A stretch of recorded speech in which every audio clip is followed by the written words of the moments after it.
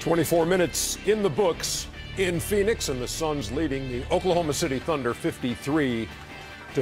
Sprint halftime reporting from Studio J in Atlanta. Ernie Johnson, Shaquille O'Neal, Kenny the Jet Smith, and Charles Barkley. We're going to forego the normal analysis of the first half of this game and talk about the passing of Earl Lloyd, a true pioneer in the NBA, the first African-American player in the NBA in 1950 as he played with the Washington Capitals, later won an NBA championship with the Syracuse Gnats, later coached briefly the Detroit Pistons in the early 70s, and a Hall of Famer in 2003. And you heard Reggie Miller talk about it in the first half. You heard Kevin Harlan and David Aldridge talk about him coming up with Chuck Cooper and Nat Sweetwater Clifton in that same year. And just so happened that his game was scheduled first, and by virtue of the schedule, Earl Lloyd became the first African-American player in the NBA. But he's, you know, baseball had Jackie Robinson, and the NBA had those three, and certainly Earl Lloyd, the first to put the uniform on and play in a game. Yeah, I got a chance to meet Mr. Lloyd, and, you know, one of my heroes is Joe Morgan, the baseball player, and he told me he just wanted to meet Jackie Robinson one time, just say thank you.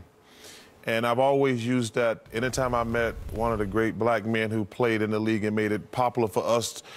I'm not, even it's better today, but I just really appreciate them, quote unquote, doing all the heavy lifting. So when I met Mr. Lloyd, I told, just thank you for everything. Every time I see Bill Russell, Spencer Haywood, you know, Tiny Archibald and JoJo White, guys like that, I just tell them thank you, because, you know, we can't even imagine the circumstances, not just trying to play basketball, but doing all the other civil rights movements that was going on, you know, where they stayed, where they ate and things like that. And you just got to admire those guys. So thank you, Mr. Earl Lloyd. You know, I urge children to learn about the history of the game. I'll be the first to admit that when I started playing basketball, I thought the game was invented with Dr. J. Dr. J was my first guy watching the Fish to Save Pittsburgh. I thought he was at the beginning of the NBA, but, you know, as I learned about history, I learned about Spencer Haywood and Mr. Lloyd.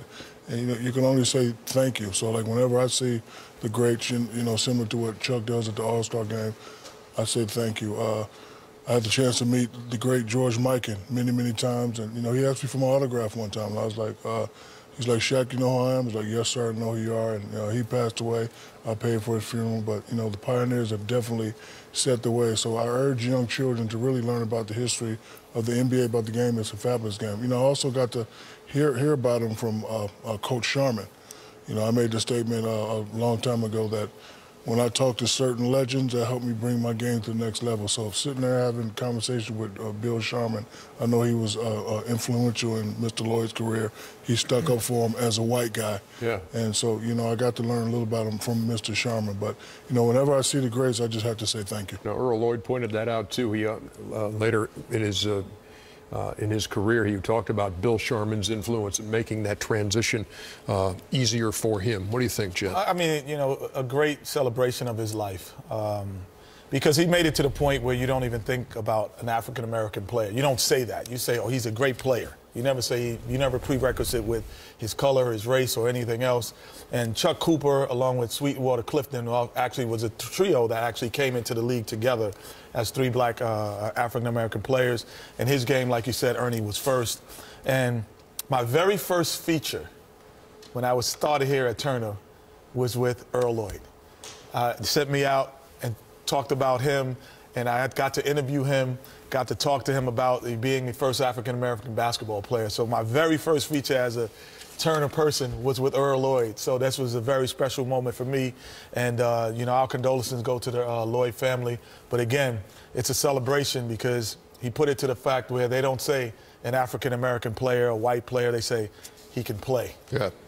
Earl Lloyd passes at the age of 86. We'll be back.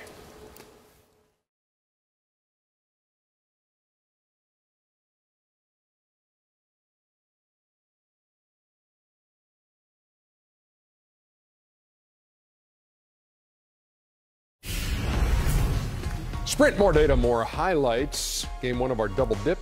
LeBron James and the Cavs, 10 straight wins at home, got Golden State, best record in the NBA in town. David Lee from Andre Iguodala. But LeBron James, I know he's saying like there was no message sent, but there was a message sent. Yeah, this is a litmus test game, because if you lose to a team that's a contender, you got to say, well, what do we need to do to become a contender, a better contender? So this was a litmus test game for Cleveland, who had been struggling early in the year, and now they're on the roll.